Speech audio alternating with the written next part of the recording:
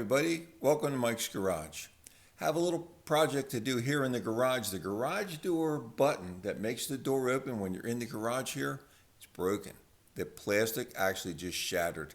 Has to be 30 years old, so we're going to replace it. It's one that looks like a surface mounted doorbell. Let's go to the video. Okay, here we are. You can see that top has just busted out altogether. The mount is still good, but the button is gone. The plastic just got old and dried out. First thing we're going to do is unplug the power from the garage door opener.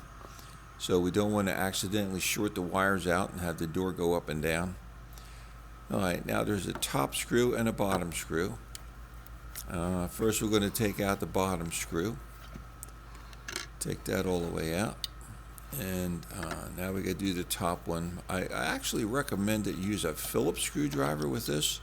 I'm using a flat edge screwdriver. It's probably easier if you use a Phillips because they're universal screws where it has a slot and it has a Phillips head adapter in it, so you could use either one. The Phillips would definitely be easier to use.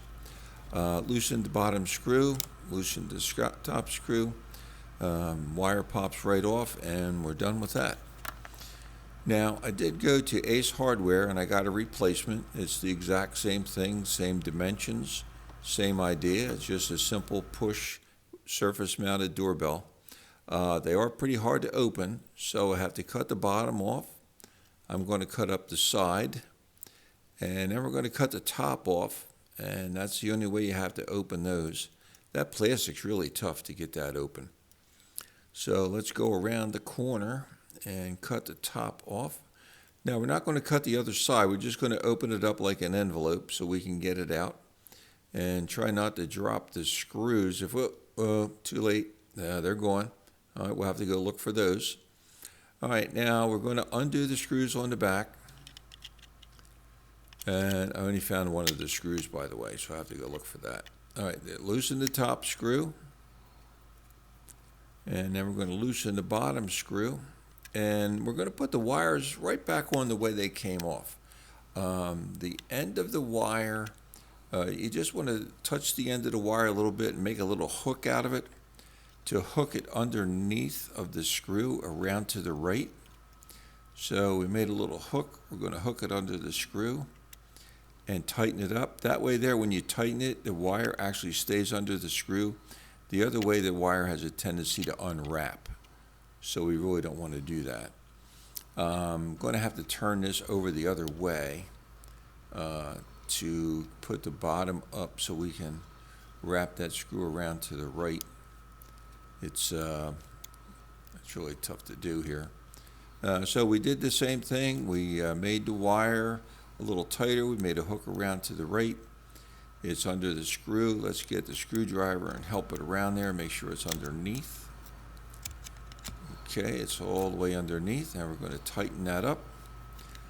And the other thing left to do then is to remount it to the wall. So once we get that tight, all right. And you know what? I got to move. I got to go find out other screws. So I'm going to change the lighting here a little bit. And we'll put the top screw in first, and I think you'll be able to get a better angle from a different direction. We're going to put the wire up to hold it in place, put the top screw in. Try to use the same hole if you can. It's usually go right in. It doesn't have to be real tight. It's just a simple plastic housing. If you try to crank it down too tight, it's going to crack the housing, and then you're going to wind up spending another $8 on another doorbell bracket here. So all right, let's tighten that up, make it snug, not too tight. We don't want to crack the housing. And we're going to go get the other screw and change the light. The lighting's a little better now. Okay, so where's the other screw here? There we go. Now we're going to put that in. It went right back in the same hole because it's the same identical button we're replacing. Imagine that 30 years later, they're still making the same button in the same dimensions, the same size. So all right, that's mounted to the wall. It's nice and solid. Let's go back over to the garage door opener. We have to get up on the ladder here and plug that back in. And we got a light there. And plug it, make sure it's all the way in, nice and tight. There you go, you don't have to do too much with that. All right, now let's go over. The doorbell should be lit up. There it is. It shows that there's power going through it.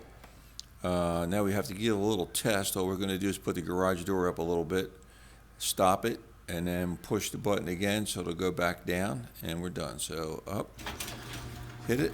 All right, the garage door is going up. That's good. Hit it, stop the door, hit it again. Door's going down. We're all set. That's all there is to it. Took about 20 minutes, easy to do yourself. Okay, hope that was helpful. Pretty simple job to do. You need a Phillips screwdriver though. I was using a flat screwdriver, and this is what you need. You need a good thin Phillips screwdriver to get the job done right. I should have been down a couple sizes on that screwdriver. But you see, it's pretty simple. If you're not a real do-it-yourselfer, it's not a problem. Even a child could do it. Well, that's true. Even a child could do it. It's that simple. So let me know if you need anything else. Thanks for watching.